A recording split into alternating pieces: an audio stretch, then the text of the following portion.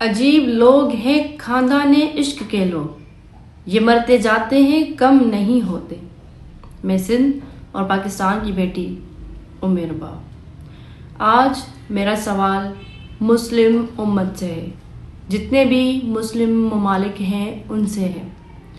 سب سے پہلے تو میں ان سب کو یہ بتانا چاہتی ہوں جو وقت کے یزید، وقت کے ظالم ہیں، کہ حسینی لغت میں شکست لفظ درج ہے ہی نہیں۔ ہم یا تو سر دے کر شہید کہلاتے ہیں یا اگر زندگی پائے تو غازی کہلاتے ہیں، کیونکہ ظلم کے خلاف لڑنا ہم نے کربلا سے سیکھا ہے۔ ہمارا اسکول آف تھاٹ کربلا ہے، ہماری درسگاہ کربلا ہے۔ آج میں سوال کرتی ہوں اپنی امت سے کہ آج کے دور میں ایران میں کربلا برپا ہے، وہاں کی اعلیٰ قیادتیں اپنے خاندانوں سمیت شہادتیں پیش کر رہی ہیں۔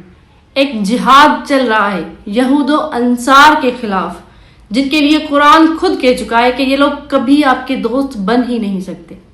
سوال یہ ہے کہ آج ہم لوگ کہاں پہ کھڑے ہیں؟ ہم کہتے ہیں کہ ہم اگر کربلا میں ہوتے تو امام حسین علیہ السلام کے ہمراہ ہوتے، ان پہ اپنی جان، مال، عزت، ہر چیز قربان کر دیتے۔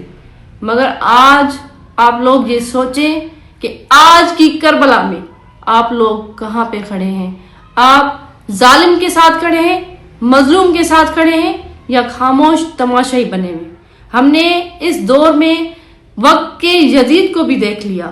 ہم نے ٹرمپ اور نیتن یاہو کی یزیدیت کو اپنی آنکھوں سے وٹنس کیا، ہم نے دیکھا۔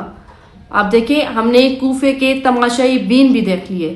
امام حسین علیہ السلام کی کیا صدا تھی؟ حل من ناصر ینصرنا، کوئی ہے جو مجھ حسین کی مدد کرے؟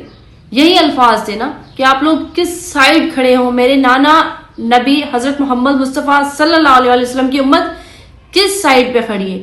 آج وہی الفاظ ایران سے سننے کو مل رہے ہیں۔ شہید علی لاریجانی کے کیا الفاظ تھے کہ مسلم امت سے جو توقع تھی وہ اس پہ پورے نہیں اترے ہیں۔ انہوں نے یہ بھی سوال کیا کہ ہماری جو مسلم امت ہے وہ کس سائیڈ کھڑی ہے، وہ واضح کرے کہ وہ کس کے سائیڈ کھڑے ہوئے ہیں۔ تو میں سمجھتی ہوں کہ ہمارے لیے، مسلم امت کے لیے یہ بڑا سوالیہ نشان ہے۔ آپ پہ فیصلہ ہے، آپ فیصلہ کریں اور واضح کریں کہ آج کی کربلا میں آپ کا کردار کیا ہے، تاریخ آپ کو کن الفاظ میں یاد کرے گی۔